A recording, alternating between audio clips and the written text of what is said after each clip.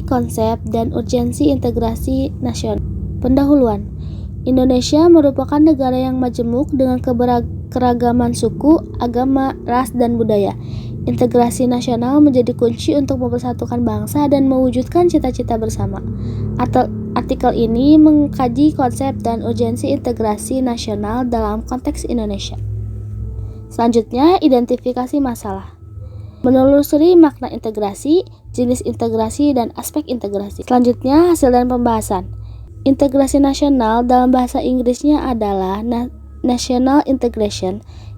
Integration berarti kesempurnaan atau keseluruhan. Kata ini berasal dari bahasa Latin integer yang berarti utuh dan atau menyeluruh. Nation artinya bangsa sebagai bentuk persekutuan dari orang-orang yang berbeda latar belakangnya, berada dalam suatu wilayah dan di bawah satu kekuasaan politik. Integrasi politik dibagi menjadi 5 jenis, yaitu yang pertama, integrasi bangsa.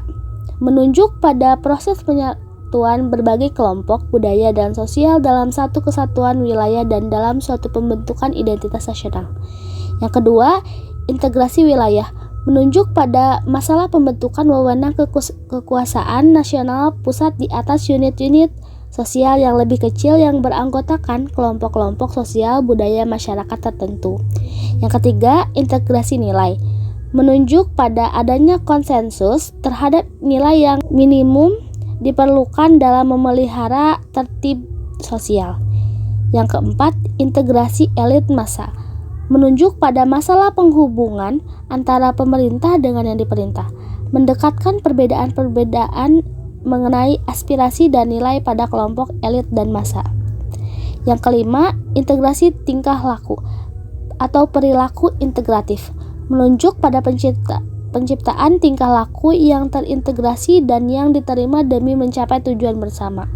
Dalam realitis nasional, integrasi nasional dapat dilihat dari 3 aspek, yakni yang pertama, integrasi politik. Dalam tataran integrasi politik terdapat dimensi vertikal dan horizontal. Dimensi yang bersifat vertikal mencakup hubungan elit dan massa, baik antara elit politik dengan massa pengikut atau antara penguasa dan rakyat guna menjabatani celah perbedaan dalam rangka pengembangan proses politik yang partisipasif. Dimensi horizontal menyangkut hubungan yang berkaitan dengan masalah teritorial antar daerah, antar suku, umat beragama, dan golongan masyarakat Indonesia. Yang kedua, integrasi ekonomi. Berarti terjadi adanya saling ketergantungan menjadikan wilayah dan orang-orang dari berbagai latar dan mengadakan kerjasama yang saling menguntungkan dan sinergis. Yang ketiga, integrasi sosial budaya. Integrasi ini merupakan proses penyesuaian unsur-unsur yang berbeda dalam masyarakat sehingga menjadi satu kesatuan.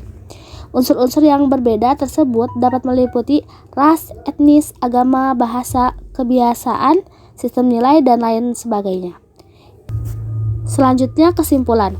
Integrasi nasional merupakan proses yang berkelanjutan dan dinamis untuk mencapai persatuan dan kesatuan bangsa dalam berbagai aspek, seperti politik, ekonomi, dan sosial budaya.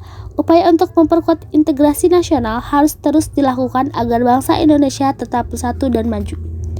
Selanjutnya, terima kasih.